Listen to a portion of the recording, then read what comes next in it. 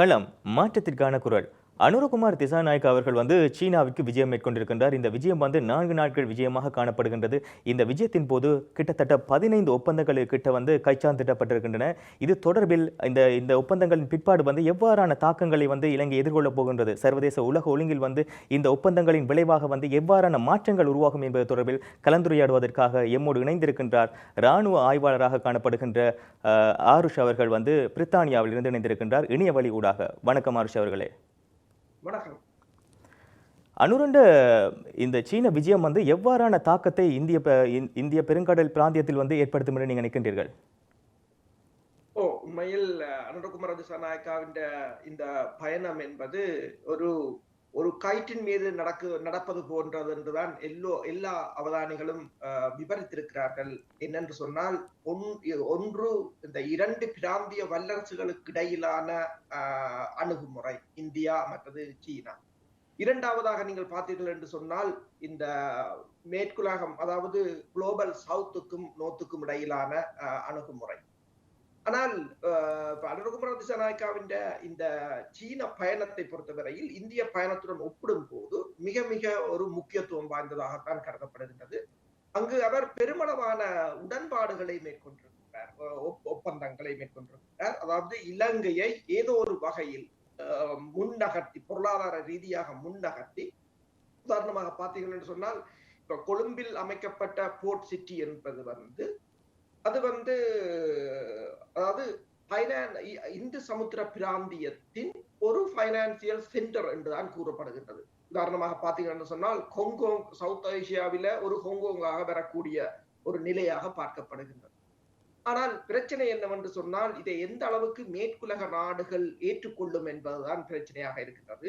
ஏனென்று சொன்னால், இலங்கையை பொறுத்தவரையில் மிகவும் ஒரு கேந்திர முக்கியத்துவம் வாய்ந்த இடம். உதாரணமாக பார்த்தீங்கன்னு சொன்னால், அமெரிக்காவின் அதிபர் டொனால்ட் ட்ரம்ப் அவர்கள் எதிர்வரும் வாரம் பதவியேற்க இருக்கின்றார். அவரின் தேசிய பாதுகாப்பு ஆலோசகரான மைக் வெட்ஸ் அவர்கள் ஒன்றை கூறியிருக்கிறார். என்று சொன்னால், அதாவது தாய்வானுக்கான ஆயுத ஏற்றுமதியை, இப்ப தாய்வான் தங்களுக்கு கிட்டத்தட்ட $20 பில்லியன் செலுத்தி இருக்கின்றது ஆயுதங்களுக்காக. அந்த ஆயுத விநியோகத்தை அதாவது விரைவுபடுத்துவதுதான் தங்களது பிரதான நோக்கம் என்று கூறியிருக்கிறார். அது மட்டுமல்லாது, தாய்வான் புதிதாக வாங்கிய நோர்வேஜியன் தயாரிப்பான அட்வான்ஸ் சாம் சிஸ்டம் என்று சொல்றது, surface to air missile system, அதனையும் வடக்கு பகுதியில் இந்த வருடத்தின் இறுதிக்குள் பொருத்த போவதாக தாய்வான் கூறியிருக்கிறது.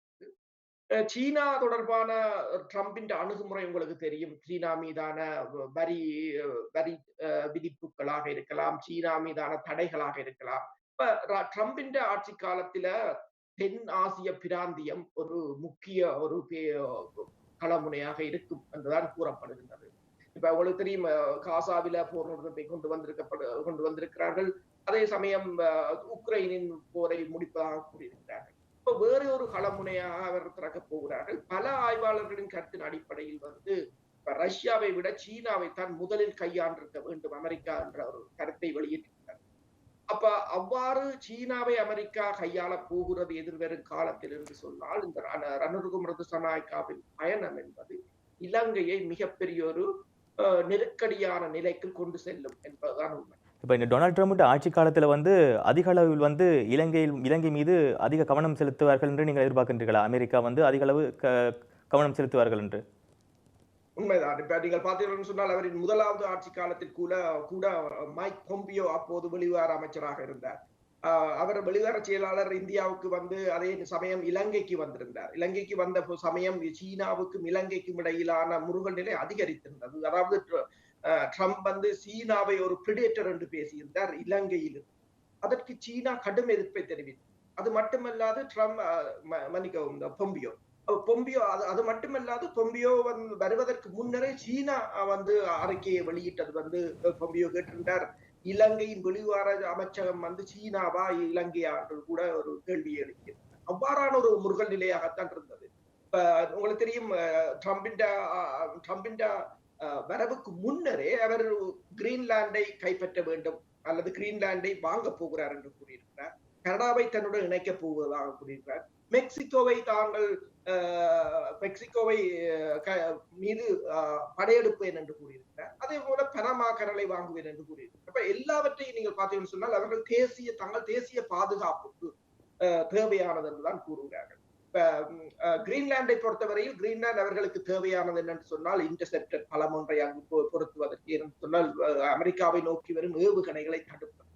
அதே போல இலங்கையையும் சீனாவும் அமெரிக்காவும் வந்து ஒரு இன்டர்செப்டர் தளமாக பயன்படுத்துவதற்கு தான் முயற்சிக்கிறார்கள். இப்ப சீனாவை சுற்றி உங்களுக்கு தெரியும் தாய்வானில் அமெரிக்கா தன்னை பலப்படுத்திக் கொண்டு வருகின்றது. அதே சமயம் பிலிப்பைன்ஸிலும் பெருமளவான தளங்களை ஏற்படுத்தி இருக்கிறது.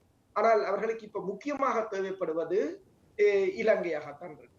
ட்ரம்பின் அணுகுமுறையில் வந்து சீனாவைத்தான் முதலில் அவர்கள் என்று சொன்னால் தற்போதைய நிலையில் நீங்கள் பார்த்தீங்கன்னா தொழில்நுட்ப ரீதியாகவும் சரி, படைத்துறை ரீதியாகவும் சரி, பொருளாதார ரீதியாகவும் சரி, அமெரிக்காவுக்கு மிக அதிக நெருக்கடியை கொடுப்பது வந்து சீனாவாகத்தான் இருக்கு.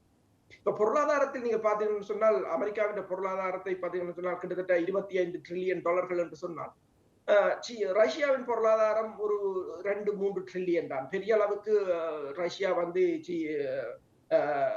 அமெரிக்காவுக்கு பொருளாதார ரீதியாக சவாலாக இருக்க போகுது. ஆனால் சீனாவின் பொருளாதாரம் கிட்டத்தட்ட $18-19 ட்ரில்லியன். இப்ப சீனா தான் அமெரிக்காவுக்கு பொருளாதார ரீதியாகவும் ஒரு சவாலாக விளங்கக்கூடியது. அப்ப எந்த ஒரு எதிரியையும் முதலில் படைத்துறை ரீதியாக தோற்கடிக்க முதல் பொருளாதார ரீதியாக தோற்கடிப்பது அமெரிக்காவின் திட்டம். சீனாவின் வளங்கள் பாதைகள் உதாரணமாக நீங்கள் பார்த்தீங்கன்னு சொன்னால் ரஷ்யாவின் விநியோக பாதைகளை உங்களுக்கு தெரியும். ரஷ்யாவின் விநியோக பாதைகளை அமெரிக்கா தொடர்ந்து தடுத்து வருகிறது. கப்பல்கள் மீதான தடை, எண்ணெய்களை விநியோகிக்கும் எரிகுழாய்கள் மீதான தாக்குதல்கள் என்று சொல்லி தொடர்ச்சியாக அதனை குறிவைக்கிறது. அதே போன்ற சீனாவின் வளங்கள் பாதைகளை அமெரிக்கா குறிவைக்க போகிறது என்பதுதான் உண்மை. அப்ப சீனாவின் வளங்கள் பாதையில் முக்கியமாக இருப்பது வந்து இந்து சமுத்திர பிராந்தியத்தில் இலங்கை ஒரு முக்கியத்துவம் வாய்ந்ததாகத்தான் இருக்கு. அப்ப இதுல வந்து இந்த இலங்கையை வந்து கையாளுறதுக்கு இந்தியா எவ்வாறான முயற்சிகளை முன்னெடுக்கும் என்று நீங்கள் நினைக்கின்றீர்கள்? ஏனென்றால் இல்ல இந்தியாவும் தன்னுடைய அண்டை நாடாக இருக்கின்ற இலங்கையை தனது கட்டுப்பாட்டுகள் வைத்திருக்க வேண்டும் என்ற ஒரு முயற்சியை மேற்கொள்ளலாம் தானே? உண்மைதான். இந்தியாவின் பிரச்சனை என்னவென்று சொன்னால் உங்களுக்கு தெரியும், இந்தியா இரண்டுக்கு நடுவில் நிற்கிறார்கள். அதுதான் பிரச்சனை. இப்ப அமெரிக்கா நேட்டோ ஒன்றை கூறியிருக்கிறது. நேட்டோ தனது நாடுகளை போருக்கு தயாராகும்படி கூறியிருக்கிறார். நேட்டோவின் தலைவர் வந்து மார்க் ரூட். அவர் கூறியது என்னென்று சொன்னால், அதாவது தங்களுக்கு ஆபத்தாக இருப்பது ரஷ்யா, சீனா, ஈரான், வடகொரியா. அங்கு இந்தியாவை அவர் சேர்க்கவில்லை. இந்தியா இரண்டுக்கு நடுவே நிற்கிறார்கள். ஆனால் இந்தியாவுக்கு பிரச்சனை என்னவென்று சொன்னால் தன்னை இலகுவாக மேற்குலகம் தன்னை இலகுவாக வென்றுவிடும் என்பது இந்தியாவுக்கு தெரிந்த விடயம். இப்ப இந்தியாவின் அணுகுமுறைகள் மெல்ல மெல்ல சீனாவை நோக்கி செல்கின்றது தற்போதைய நிலை. என்னென்று சொன்னால் உங்களுக்கு தெரியும், அதானி குடும்பம் மீதான தாக்குதல், அதானியின் குடும்பத்தின் மீதான தாக்குதலில் ஏற்பட்ட பொருளாதார இழப்புகள். கடந்த வாரம் கூட இந்தியாவின் 2 நிறுவனங்களை அமெரிக்கா தடை செய்திருக்கின்றது. என்று சொன்னால் ரஷ்யாவின் எண்ணெய்களை அவர்கள் கப்பல்கள் மூலம் தெரிவித்து விற்பதால் இந்தியாவின் டேங்கர் என்று சொல்றது எண்ணெய் காவும் கப்பல்களின் எண்ணிக்கை அண்மை காலமாக அதிகரித்திருக்கிறது. அதாவது 2018ஆம் ஆண்டு 168 கப்பல்களாக இருந்தது. இப்போது 200 கப்பல்களை எட்டி இருக்கிறது. அதே போல இந்திய வான்படை தளபதியும் ஒன்றை கூறியிருக்கின்றார். இந்தியாவின் பொருளாதார வளர்ச்சிக்கு வந்து அதன் கப்பல், அதாவது எண்ணெய் டேங்கர் என்று சொல்வது, அதனை அதிகரிக்க வேண்டும் என்று. ஆனால் அதன் மீதுதான் அமெரிக்கா தடையை விதித்திருக்கின்றது. கடந்த செப்டம்பர் மாதம் 2 நிறுவனங்கள் தடை செய்யப்பட்டது. இந்த வாரம் 2 நிறுவனங்கள் தடை செய்யப்பட்டது. அப்ப இந்தியாவின் பொருளாதாரத்தை தொடர்ச்சியாக அமெரிக்கா குறிவைத்து தாக்கிக் கொண்டது. இந்த நிலையில் தான் அனுரகுமார திசாநாயக்காவின் பயணம், இந்தியாவுக்கு சீனாவுக்கும் இடையிலான பயணம் ஒரு இணைப்பு பாலமாக இருக்கின்றது. உதாரணம் பார்த்தீங்கன்னு சொன்னால் இந்த ஏசியன் இன்ஃப்ராஸ்ட்ரக்சர் இன்வெஸ்ட்மெண்ட் பேங்க் என்று சொல்றது, AIIB என்று சொல்றது, அது வந்து இந்தியாவும் சீனாவோடும் இணைந்து இலங்கையில் ஒரு அபிவிருத்தி திட்டத்தை ஆரம்பிக்க போவதாகவும் கூறப்படுகிறது. இந்தியாவும் சீனாவும் ஒரு தங்களுக்குடைய ஒரு வர்த்தகத்தில போட்டியாளராக இருந்த போதும், ஆனால் இவை 2 பிரிக்ஸில் அங்கம் வகிக்கின்ற நாடு. அதே சமயம் அவர்கள் என்ன யோசிக்கிறார்கள் என்று சொன்னால், அமெரிக்கா தங்களுக்கு ஒரு பொது எதிரியாகத்தான் இந்தியாவும் யோசிக்கின்றது, சீனாவும் யோசிக்கின்றது. அப்ப உதாரணமாக நீங்கள் பார்த்தீர்கள் என்று சொன்னால், இந்தியாவின் அணுகுமுறையை பொறுத்தவரையில் இலங்கையில் ஒரு சீனாவுக்கு போட்டியாக அதனை தனது ஆளுமைக்குள் வைப்பதற்கு யோசிக்கிறார்களே தவிர, ஆனால் சீனாவுக்கு எதிராக செயற்பட வேண்டும் என்று இந்தியா ஒருபோதும் சிந்திக்கவில்லை. ஆனால் போட்டி இருக்கின்றது. 2 நாடுகளுக்கும் இடையிலான போட்டி, அதனை ஆளுமை. நீங்க பிரிக்ஸ் என்று சொல்லி குறிப்பிட்டிருந்தீர்கள். அதற்கு நான் கேட்கின்றேன் ஒரு கேள்வி என்னன்னு சொல்லி சொன்னால், இந்த பிரிக்ஸில் வந்து ரஷ்யா தான் ரஷ்யா முதன்மையான ஒரு நாடாக காணப்படுகின்றது. இந்து சமுத்திர பிராந்தியம் என்பது சீனாவுக்கும் இலங்கையை கடந்து ரஷ்யாவுக்கும் ஒரு முக்கியமான ஒரு கேந்திர முக்கியத்துவம் வாய்ந்த ஒரு இடமாக காணப்படுகின்றது என்று நீங்கள் கருதவில்லையா? உண்மைதான். அது ரஷ்யாவும் அதை தெளிவுபடுத்தியிருக்கிறது. உங்களுக்கு தெரியும், அண்மையில் கிழக்கு மாகாண ஆளுநரை போய் ரஷ்யாவின் தூதுவர் சந்தித்திருந்தார். அப்ப சந்தித்த போது அவர் என்னென்று சொன்னால், கிழக்கு மாகாணத்தில் திருவோணமலையில் உள்ள அபிவிருத்தி திட்டங்கள் தொடர்பாகத்தான் அங்கு பேசப்பட்டது. அதே போல ரஷ்யா வந்து மத்தள விமான நிலையத்தை இந்தியாவுடன் இணைந்து எடுப்பதற்கு முயற்சி செய்தது. அதே சமயம் நீங்கள் பாத்தீங்கன்னு சொன்னால் அம்பாந்தோட்டை துறைமுகத்துல வந்து இப்போது எண்ணெய் சினோபெக் வந்து சீனாவின் நிறுவனம் வந்து எண்ணெய் சுத்திகரிப்பை ஆரம்பிக்க போகின்றது. அது என்னென்னு சொன்னால் அதாவது தென்னிலங்கையின் ஆழமான பகுதி, அது மட்டுமல்லாது இந்து சமுத்திர பிராந்தியத்தின் நுழைவு பகுதி. அப்ப அந்த இந்து சமுத்திர பிராந்தியத்தினால் செல்லுகின்ற கப்பல்களுக்கான வளங்கள், எரிபொருட்களை விநியோகம் செய்வதற்கான ஒரு தளமாக மாற்றப் போகிறார்கள். அதனை சீனா இந்த வருடம் விரைவுபடுத்த போகின்றது. அதனைத்தான் அனுரகுமார திசாநாயக்காவின் பயணத்தின் போதும் உறுதிப்படுத்தப்பட்டிருக்கிறது. இப்ப இவற்றின் பின்னணியில் இப்ப ரஷ்யாவை பொறுத்தவரையில் இப்ப சீனாவுக்கும் ரஷ்யாவும் வந்து ஒரு ஸ்ட்ராட்டஜிக் பார்ட்னர்.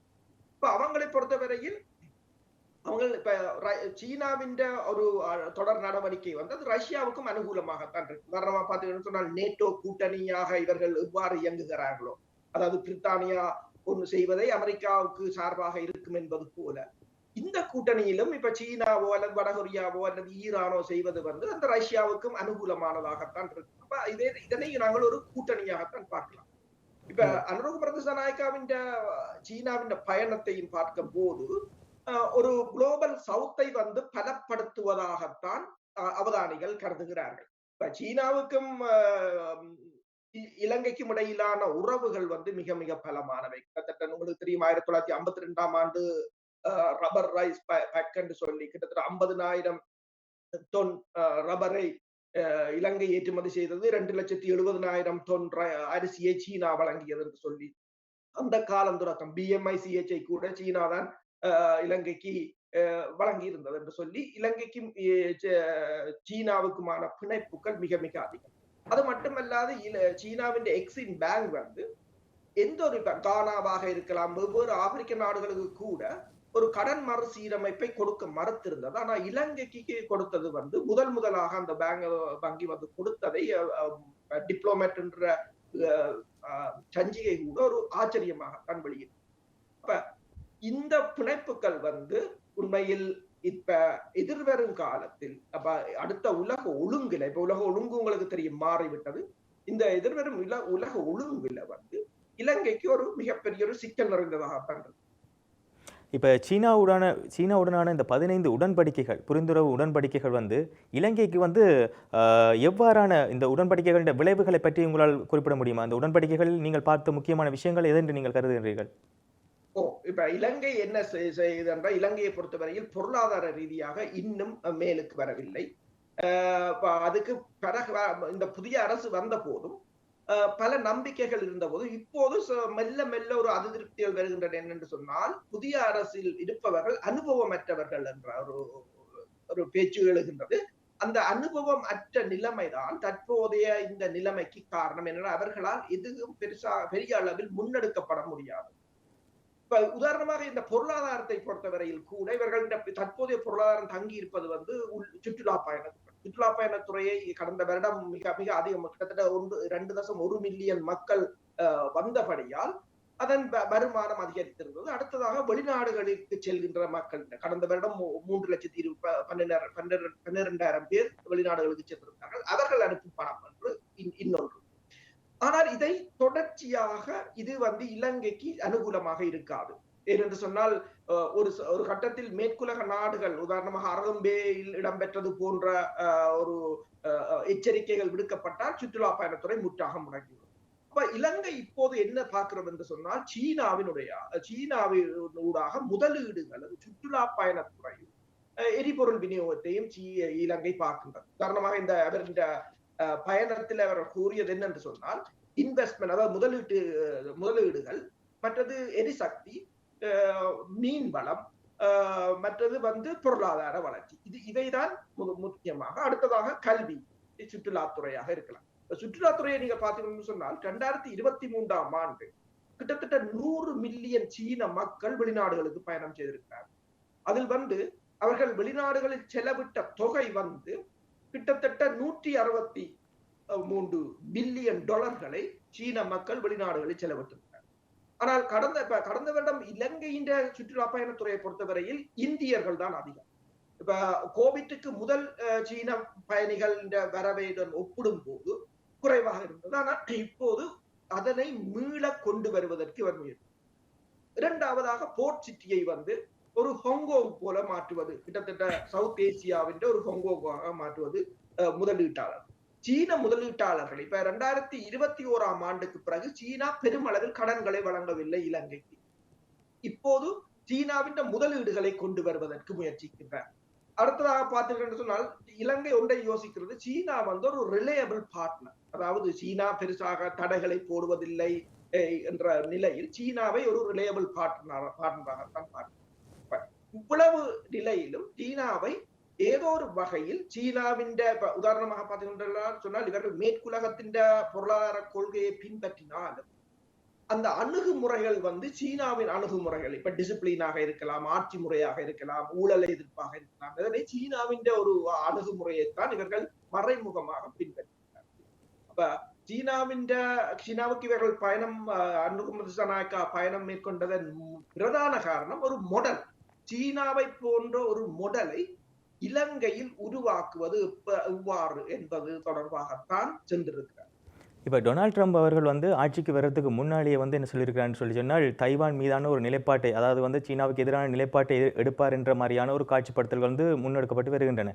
இதே நேரத்தில் அவர் என்ன செஞ்சிருக்கிறான்னு சொன்னால் நேட்டோவில், இப்போ நீங்கள் சொல்லியிருந்தீங்க நேட்டோவில் அங்கம் வைக்கின்ற கனடாவை தனது அண்டை மாநிலமாக 51வது மாநிலமாக இணைக்கப் போகின்றார் என்ற, அமெரிக்காவின் 51வது மாநிலமாக இணைக்க தயாராக இருக்கின்ற மாதிரியும் ஒரு தகவல் வெளியாகி கொண்டிருக்கின்றது. ஏன் இவ்வாறு ஒருவேளை அதே நேரத்தில் அவர் இன்னொரு விஷயம் ஒன்று செய்கின்றார் என்னன்னு சொன்னால் ஹமாஸ் இஸ்ரேல் போரை முடிவுக்கு கொண்டு வரதுக்கு அவர் முயற்சி செய்து கொண்டிருக்கின்றார். அதே நேரத்தில் அந்த போரை முடிவுக்கு கொண்டு வந்த பிற்பாடு ஆசியா நோக்கி தனது பார்வையை திருப்பலாம் என்ற மாதிரி ஏதாவது நீங்கள் கருதுகின்றீர்களா? ஏன்னு சொன்னால் அங்கே ஒரு போர் நடைபெற்றுக் கொண்டிருக்கும் போது இங்கே ஒரு போரை தொடர்வது சிரமமாக இருக்கும். அதால் அந்த போரை முடிவுக்கு கொண்டு விட்டு தனது பிரதான எதிரியாக இருக்கின்ற சீனாவை குறிவைக்க டொனால்ட் ட்ரம்ப் திட்டமிடுகின்றார் என்ற மாதிரியான பிம்பங்கள் ஏதாவது உங்களுக்கு தென்படுகின்றதா? உண்மைதான். என்னென்னு சொன்னால் தற்போது கூட உக்ரைன் போரும் பலஸ்தீனத்தில் இடம்பெறுகின்ற போரையும், இரண்டு போரையும் அமெரிக்காவால் சமாளிக்க முடியாத ஒரு நிலை இருக்கிறது. எனவேதான் உக்ரைன் போரை நிறுத்த முற்படுகிறார்கள், அல்லது காசா போரை நிறுத்த முற்படுகிறார்கள். இஸ்ரேலும் அவ்வாறுதான். அதாவது பல களமுனைகளை இஸ்ரேலால் எதிர்கொள்ள முடியவில்லை. ஒன்று லெபனான், இரண்டாவது ஏமனின் கூதிஸ் படையினர், மூன்றாவது காசாவில் கூட நீங்கள் பார்க்கலாம், இந்த வாரம் கூட கிட்டத்தட்ட 10 இஸ்ரேலிய படையினர் கொல்லப்பட்டிருந்தார்கள், பலர் பெருமளவானவர் காயமடைந்திருந்தார்கள். இப்ப ஹமாஸை முற்றுமுழுதாக அழிக்கவும் முடியவில்லை அவர்களால், பலவீனப்படுத்த முடிந்ததை தவிர ஹிஸ்புல்லாக்களையும் ஹமாஸையும் அவர்களால் முற்றுமுழுதாக அழிக்க முடியவில்லை. இப்ப இந்த நிலையில் தான் ட்ரம்பை பொறுத்தவரையில் ட்ரம்பின் அணுகுமுறை வேறுபட்டது. அவர் கூடுதலாக தனது பொருளாதாரத்தை தான் பார்ப்பார். இப்ப மேற்குலக நாடுகளின் பொருளாதாரம் மிக மிக மோசமான நிலையில் இருக்கின்றது. உதாரணமாக பாத்தீங்கன்னா ஜெர்மனின் பொருளாதாரம் 2023ஆம் ஆண்டு 0.3% தான் வளர்ந்திருந்தது ஜிடிபி. ஆனால் 2024ஆம் ஆண்டு 0.2%. அதாவது தொடர்ச்சியாக 2 வருடங்கள் அந்த பொருளாதாரம் கடும் அடியை சந்தித்திருக்கிறது. அந்த அரசும் கவிழ்ந்திருக்கு. அதே நிலைமைதான் ஏனைய நாடுகள், பிரித்தானியாவை நீங்கள் பார்க்கலாம், ஏனைய நாடுகளும் அவ்வாறுதான் இருக்கின்றன. அமெரிக்காவின் நிலைமையும் அவ்வாறுதான். அமெரிக்காவில் லாஸ் ஏஞ்சலில் ஏற்பட்ட தீ விபத்து, அதனால் ஏற்பட்ட கிட்டத்தட்ட தற்போதைய கணிப்பின்படி $300 பில்லியன் என்று கூறுகிறார்கள். ஆனால் ஒயிட் ஹவுஸின் தகவல்கள் அடிப்படையில் அது 800 பில்லியனை தாண்டும் என்றும் கூறப்படுகிறது. அப்ப இந்த பொருளாதார இழப்புகளை எல்லாம் ஈடு செய்ய வேண்டும் என்று சொன்னால் அவரை பொறுத்தவரையில் தற்போதைய நிலையில் பொருளாதாரத்தை கட்டியெழுப்ப வேண்டிய ஒரு நிலை இருக்கு. பொருளாதாரத்தை கட்டியெழுப்புவதற்கு முதலில் சீனாவின் பொருளாதார வளர்ச்சி அமெரிக்காவின் சந்தை வாய்ப்புகளை எல்லாவற்றையும் தவிடுபடியாகும். சீனாவை ஏதோ ஒரு வகையில் சீனாவை கட்டுப்படுத்த வேண்டிய ஒரு நிலை அமெரிக்காவுக்கு இருக்கின்றது.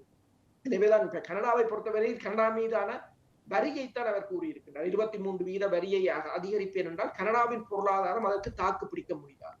கனடாவின் பிரதமர் கூட உங்களுக்கு தெரியும் அண்மையில் பதவி விலகி இருந்தார். பதவி விலகிய பிற்பாடு இந்த வாரம் அவர் தனது ஆளுநர்களை சந்தித்திருந்தார். அப்போது கூட ஒரு நல்ல முடிவு எட்டப்படவில்லை. ட்ரம்பின் அறிவிப்பின் பின்னர் தான் கனடாவின் நிதி அமைச்சர் பதவி விலகி இருந்தார்.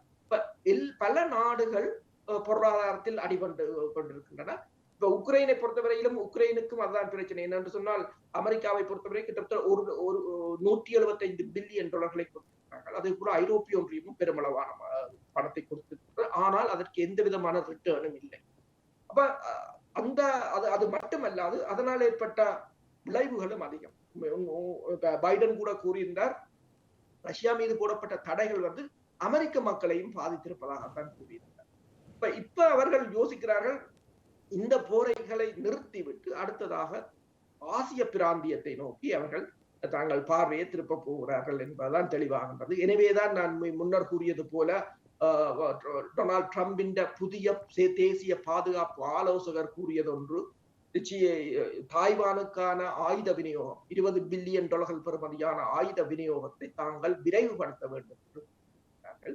அதே போல தாய்வானுக்கு நேட்டோவின் செயலாளர் கூறியதொன்றுதான், தாய்வான் நிலைமை என்று சொல்றது, அதாவது மொபைல் மிசைல் சிஸ்டமாக இருக்கலாம், அல்லது ட்ரோன்ஸாக இருக்கலாம், அல்லது சர்வேலன்ஸ் சிஸ்டமாக இருக்கலாம். இவற்றை தாய்வானுக்கு மிகவும் அதிகப்படுத்த வேண்டும் என்றும், சீனா தாக்குதலை மேற்கொண்டால் சீனாவுக்கு கடுமையான இழப்புகளை ஏற்படுத்துவது போன்ற ஒரு கள நிலைமையை தாய்வானில் உருவாக்க வேண்டும் என்று கூறியிருக்கிறார்.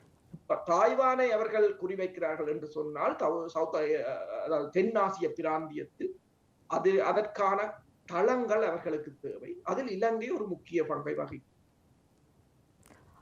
அதற்காகத்தான் இப்போது நடக்கின்ற சீனாண்ட அனைத்து நடவடிக்கைகளும் இலங்கையை மையமாக கொண்டதாக காணப்படுகின்றது. அமெரிக்கா இலங்கையை கைப்பற்றுவதற்கு முன்னர் தன்னுடைய முன்னகர்வுகளை தன்னுடைய முன்னகர்கள் மூலமாக சீனா இலங்கையை கைப்பற்ற நினைக்கின்ற நீங்க நினைக்கின்றீர்களா? உண்மைதான். ஏனென்ற சொன்னால் சீனாவும் சரி இந்தியாவும் சரி அவர்களுக்கு ஒன்று விளங்குகிறது, அமெரிக்கா இலங்கையை ஏதோ ஒரு வகையில் இப்ப IMF-க்கு ஊடாக இலங்கையை ஏதோ ஒரு வகையில் தனது கட்டுப்பாட்டுக்கு தான் அமெரிக்கா வைத்திருக்கிறது. அப்ப அதே போன்று பொருளாதார ரீதியாக இலங்கை மேலும் கீழே செல்லுமாக இருந்தால் அது அமெரிக்காவுக்கு மிகவும் ஒரு சாதகமாக இருக்கும் என்பது தெரிந்த விடயம். அப்ப சீனா ஏதோ ஒரு வகையில் அதற்கு முன்னர் இலங்கையை கைப்பற்றுவது. இப்ப அனுரகுமார திசாநாயக்காண்ட பயணத்தின் போது கூட சீனா அதுகளைத்தான் வலியுறுத்தி இருக்கின்றது. இந்த பெல்ட் அண்ட் ரோட் இனிஷியேட்டிவ் என்று சொல்றது BRI ஆக இருக்கலாம், அதனை நவீனமயப்படுத்த வேண்டும் என்று கூறியிருக்கிறார்கள். அதாவது அம்பாந்தோட்டை துறைமுகத்தை நவீனமயப்படுத்துவது, அங்கு கப்பல்களுக்கான எரிபொருள் விநியோகத்தை ஆரம்பிப்பது, இலங்கையில் சீனாவின் ரிஃபைனரிகளை போடுவது, அது மட்டுமல்லாது போர்ட் சிட்டியை சவுத் ஏசியாவின் மிகப்பெரிய ஒரு பைனான்சியல் சென்டராக மாற்றுவது என்று பெருமளவான ஒரு அதாவது 2021ஆம் ஆண்டு சீனா நிறுத்திய கடன்களை அல்ல உதவிகளை மீண்டும் ஆரம்பித்து இலங்கையை முற்று முழுதாக அமெரிக்காவுக்கு முதல் கைப்பற்ற வேண்டும் என்பது இதுல ஒரு முக்கியமான ஒரு விடயம் என்னன்னு சொல்லி சொன்னால், இலங்கையின் தொலைக்காட்சி அலைவரிசைகளிலும் சீனாண்ட தாக்கம் அதிகமாக காணப்படுகின்றது. இது ஏன் இவ்வாறு சீனா அதிக அளவில் இந்த தொலைக்காட்சி நிறுவனங்களை அனைத்தையும் குறிவைக்கின்ற என்று நீங்கள் கருதுகின்றீர்கள்? உண்மைதான். இப்ப ரூபவாகினியாக இருக்கலாம், ITNஐயும் டிஜிட்டலைஸ் பண்ணுவதற்கு இலங்கை அரசு சீனாவிடம் தான் கேட்டிருக்கின்றது. சீனா அதற்கு உடன்பட்டிருக்கிறது. உண்மையில் உங்களுக்கு தெரியும் இலோன் மஸ்க் அவர்கள் ஏன் ட்விட்டர் தளத்தை வாங்கினார். அதே போல இப்போது உங்களுக்கு தெரியும் ரஷ்யாவில இப்ப யூடியூப் தளத்துக்கு பதிலாக அவர்கள் யூடியூப் ஒன்றை கொண்டு இப்போது கிட்டத்தட்ட இந்த கடந்த வருடம் யூடியூப் 32 மில்லியன் பேர் பார்வையாளர்களாக இருந்திருக்கிறார்கள். ஆனால் ரஷ்யாவின் தளம் 40 மில்லியன் என்று கூறுகிறார்கள். அந்தந்த நாடுகள் இப்போது தங்களுக்கான சமூக வலைத்தளங்களை உருவாக்கி கொண்டிருக்கிறார்கள். ஏனென்று சொன்னால் மேற்குலக நாடுகள் பெருமளவில் அதாவது அந்த நாடுகளுக்கு எதிராக பிரச்சாரத்தை மேற்கொள்கிறார்கள். உதாரணமாக பார்த்துக்கணும், வெனிசுலா ஒன்றை கூறியிருந்தது, ட்விட்டர் தளம் தனது நாட்டில் ஆட்சியை மாற்றுவதற்கு கடுமையாக முயற்சிக்கும். பிரித்தானியா, ஐரோப்பிய ஒன்றிய நாடுகளும் ஒன்று கூறுகின்றது, இலோன் மஸ்க் தமது அரசியலில் தலையிடுகிறார் அதிக அளவில். ஊடகம் மிக மிக முக்கியமானது. உங்களுக்கு தெரியும் 87ஆம் ஆண்டு காலப்பகுதியில் 80களில் வாய்ஸ் ஆஃப் அமெரிக்கா என்ற ஒன்றை கொண்டு வருவதற்கு முயற்சித்தார்கள். அதுதான் இந்திய படையிட்ட தரையிறக்கத்துக்கு காரணமாகும். அப்ப ஊடகத்துறை மிக மிக முக்கியமானது. சீனா இலங்கை ஒன்றை பார்க்கிறது. சீனா ரிலையபிளான பார்ட்னர், அதாவது ஒரு தங்களுக்கு ஒரு ஆதரவான, தங்களுக்கு எந்த விதத்திலும் ஒரு பிரச்சனை தராத ஒரு பார்ட்னர் என்றுதான் இலங்கை பார்க்கும். எனவேதான் அந்த ஊடகத்துறை இப்ப இந்த உங்களுக்கு தெரியும் நன்குமரா திசாநாயக்காவின் அரசின் நடவடிக்கைகளை நீங்கள் பார்த்தீர்கள் என்று சொன்னால், அவர்கள் தேர்தல் வாக்குறுதிகளில் கொடுத்ததை விட எதிர்கட்சிகளை முடக்குவது, எதிர்கட்சிகளை இல்லாமல் செய்வது, தங்களுக்கான ஒரு நீண்ட கால அரசுக்கான வழிமுறைகளை உருவாக்குவதுதான் முக்கியமாக செய்கிறார்கள். அதாவது பழைய வழக்குகளை எடுப்பது, எதிர்கட்சிகள் மீதான அவதூறுகளை கொண்டு வருவது, அவர்களை அரசியலில் அனாதைகளாக்குவதுடன் தங்களுக்கான ஒரு நீண்ட கால இந்த ஜேவிபி அதாவது என்பிபி கட்சியின் ஒரு நீண்ட கால ஆட்சிக்கான வழிமுறைகளை தேடுகிறார்கள். அப்ப அதற்கு ஊடகம் மிக முக்கியமானது. சீனாவில் எவ்வாறு இந்த கம்யூனிஸ்ட் கட்சி எவ்வாறு தொடர்ச்சியாக நீண்ட காலமாக பதவியை வைக்கிறதோ, ரஷ்யாவில் எவ்வாறு புட்டின் 20 வருடமாக இருக்கிறாரோ என்ற ஒரு நிலை, அவ்வாறான ஒரு நிலைக்கு உங்களுக்கு தெரியும் ஊடகம் மிக முக்கியமானது. அதையும் ஊடகத்தையும் தங்களுக்கு நம்பிக்கையானவர்கள் மூலம் பலப்படுத்த வேண்டும் என்பது அனுரகுமார தற்போதைய அரசின் திட்டம். அதனவேதான் அவர்கள் சீனாவை அதற்கு ஒரு சிறந்த பார்ட்னராக தெரிவு செய்திருக்கிறார்கள். அந்த வகையில் இவ்வளவு நேரம் இடம்பெற்ற இந்த கலந்துரையாடலிருந்து நான் ஒரு விடயத்தை உங்களிடமிருந்து பெற்றுக்கொள்ளக்கூடியதாக இருந்தது. தைவானை மையப்படுத்தித்தான் அடுத்த யுத்தம் ஆரம்பிக்க இருக்கின்றது. அதற்கு இலங்கை ஒரு களமாக பயன்படுத்தப்படலாம் என்ற மாதிரி ஒரு பிம்பம் வெளிப்படுத்தப்படுகின்றது. இந்த கருத்தினை நீங்கள் கூறியதாக நான் எடுத்துக்கொள்ளலாமா? அதுதான் உண்மை. நன்றி. இவ்வளவு நேரம் உங்களுடைய பெருமதியான நேரத்தை எமக்காக ஒதுக்கி இந்த இணையவழி கலந்துரையாடலில் கலந்து கொண்டமைக்கு நன்றி ஆருஷ் அவர்களே. மீண்டும் களம் நிகழ்ச்சி ஊடாக உங்களை சந்திக்கும் வரை உங்களிடமிருந்து விடைபெற்றுக் கொள்ளும் நான் உங்கள் பிரஜீவன் ராம்.